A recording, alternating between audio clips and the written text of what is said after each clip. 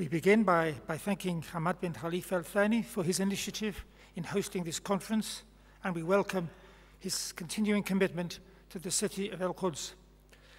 We recognize, however, that unless the recommendations and their impact in the media are followed up, we will not have justified the efforts made in this important conference. The committee produced and discussed extensive documentation of Israeli violations, but also realizes that these violations are not to be seen so much as individual acts, but as deliberate steps in a strategy for the Judaizing of Palestine, and especially of its capital city, Al-Quds. This strategy is made effective by a worldwide network of Zionist agencies who have succeeded in keeping such violations from the public in the Western world and persuading Western politicians that they have a just cause and that Jerusalem is a Jewish city. It is important to make it clear to the public and media in the West that all of Israel's activities in Jerusalem are illegal and all are violations, because under international law and United States resolutions, Jerusalem is not part of the State of Israel, and Israel has no jurisdiction. Furthermore, Israel violations must not only cease, but must therefore be reversed. The committee believes it is vital that these violations should be brought continually to the attention of both the public and politicians worldwide, and it's necessary for an organized network to be set up that can effectively expose these violations for what they are. Without such an infrastructure, most of the efforts made to support the Palestinian inhabitants of Al-Quds and to resist further violations will in the end prove unsuccessful. The committee recognizes that in the face of a unified Zionist program, support for Palestinians is provided by a number of different organizations, such as UNESCO, the Arab League, the Organization of Islamic Cooperation, the African Cooperation Organization, and other organizations in Arab and other countries. It is rather necessary for the work of all these organizations to be coordinated and focused in a single coordinating agency for Jerusalem. And our first main recommendation is that this should be undertaken immediately under the auspices of the League of Arab Nations and sponsored by the State of Qatar. Both these institutions have favorable images in the Western media, which should be exploited. The responsibility of such an agency will be to ensure that all the parties currently supporting Palestine make the appropriate contributions to the defense of the city of Al-Quds, and if necessary, also to take action on its own behalf. The committee now offers the following recommendations for measures to oppose and overturn Israeli violations. These concern both the development of initiatives for the city that can match those of the Israeli government and the development of an effective means of fighting the domination of Israeli propaganda. 1. We recommend that the Israeli violations be assessed in full and drawn to the attention of the United Nations General Assembly with a call for these to be investigated and pursued. 2. We recommend that the coordinating agency for Jerusalem that is entrusted with the Palestinian and Al-Quds issue identifies and establish permanent communication with sympathetic civic society groups, charities, and public and private bodies in the West.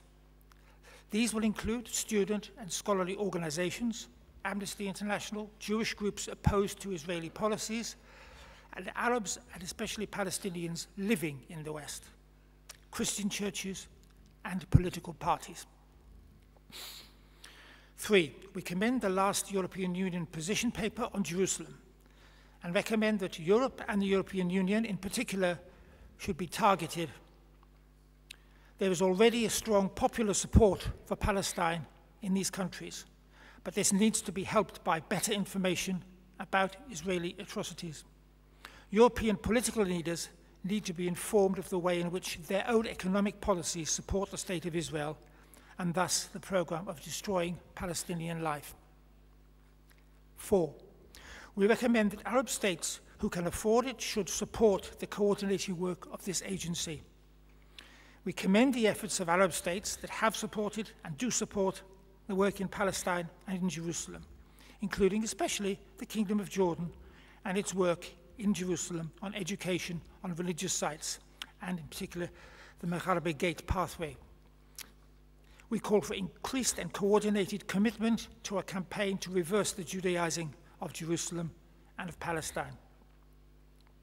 5, we especially urge all Arab states to take every step to publicize the Israeli violations by displaying pictures at airports, public spaces, exhibitions, hotels, international events, schools, and any other appropriate place.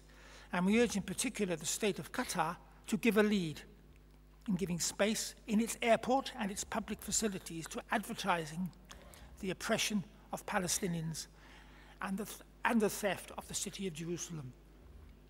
6, since we regard control of the media and of public opinion in the West as the most important tactic in opposing the Zionist agenda, we recommend very strongly that the coordinating agency should acquire the services of a professional public relations firm to advise and to govern a continual campaign of public information and opinion forming over Israel's violation and its agendas in Palestine.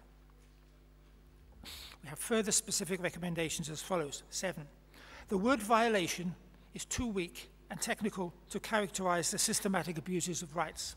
The word crime is better and entirely appropriate for actions that breach numerous international laws.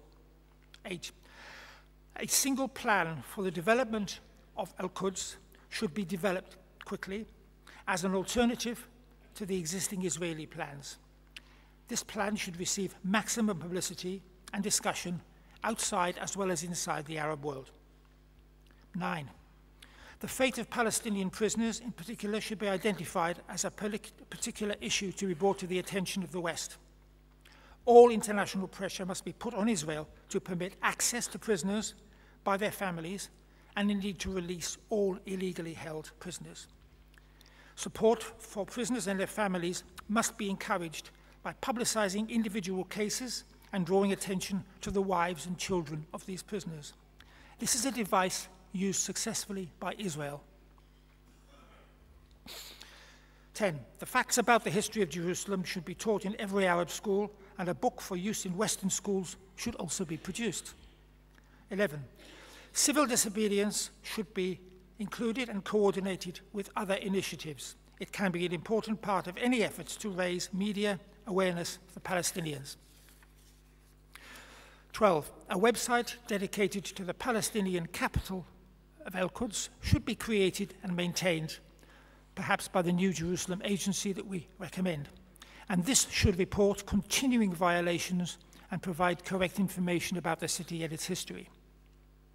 13, Arab states must make every effort to support the Palestinian economy in their own economic activity, including the purchase, distribution, and marketing of Palestinian products.